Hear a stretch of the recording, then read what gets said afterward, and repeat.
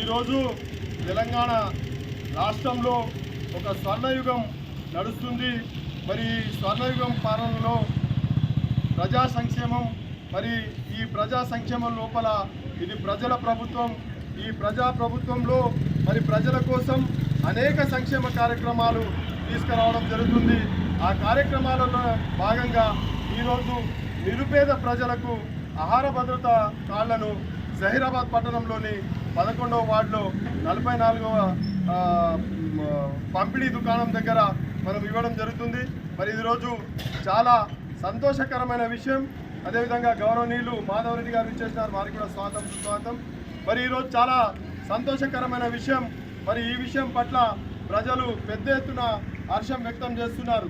మరి ఈ ప్రజాపాలనలో భాగంగా గత ప్రభుత్వాలు మనం ఆలోచించినట్టయితే మరి అప్పుడు దొడ్డు బియ్యం ఇస్తుర్రి. ఆ దొడ్డు బియ్యం వండుకున్నాక కాస్తో కూస్తో మిగిలిపోతే వీధి బయట అరుగుల పైన పెడితే కనీసం కుక్కలు కూడా తినగనట్లాంటి పరిస్థితి గత ప్రభుత్వ హాయంలో ఇచ్చినట్లాంటి బియ్యం యొక్క పరిస్థితి. ఎప్పుడు కూడా అన్నం పరబ్రహ్మ స్వరూపం, దాన్ని మనం ఇన్కార్ చేయొద్దు. కానీ సందర్భం చెప్పక తప్పడం లేదు.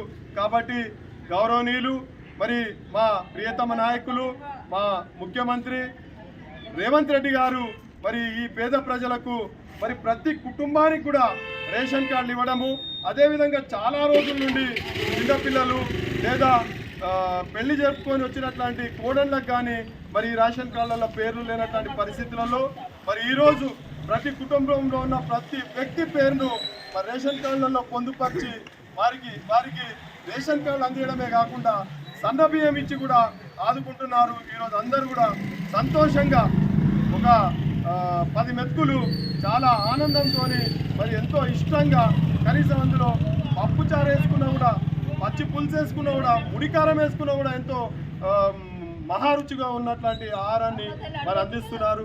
మరి వారందరికీ కూడా మరి ఏదైతే గౌరవ ముఖ్యమంత్రికి మా శాంతినగర్ 11వ వార్డు ప్రజల పక్షాన మరి వారికి కృతజ్ఞతలు తెలియజేస్తున్నాము. మరి అదేవిధంగా ఈ రాష్ట్ర ప్రభుత్వం ఒక మాటల ప్రభుత్వమే కాదు, రాబోయే రోజులలో మరి ఏదైతే హామీలు ఇచ్చారో ఖచ్చితంగా దశల వారీగా అన్ని హామీలను కూడా నెరవేర్చే ప్రభుత్వం. ఈ ప్రభుత్వం మాటలకే పరిమితం కాదు. ఒక సందర్భంగా తీసుకుంటే గతంలో సోనియా గాంధీ గారు మరి ఒక మాట ఇచ్చారు, తెలంగాణ రాష్ట్రాన్ని ఇక్కడున్న సబ్బండ వర్గాలు మరి ఎవరెవరో పోరాటం చేసినప్పటికీ నేను ఖచ్చితంగా తెలంగాణ రాష్ట్రాన్ని ఇస్తానన్నారు. ఖచ్చితంగా వారి హాయంలో ఇచ్చి తీరారు. కాబట్టి మా ప్రభుత్వ హాయంలో ఏ రకమైన హామీలు ఇచ్చినప్పటికీ కూడా కొద్దిపాటి ఆలస్యం జరగవచ్చు, కానీ ఖచ్చితంగా ఏవైనా కూడా చెప్పిన మాటలు ఖచ్చితంగా చేసి చూపించే ప్రభుత్వం. కాబట్టి మరోమారు గౌరవ ముఖ్యమంత్రికి మా ప్రజల పక్షాన కృతజ్ఞతలు తెలియజేసుకొని మనస్ఫూర్తిగా హృదయపూర్వకంగా నమస్కారాలు తెలియజేస్తున్నాం.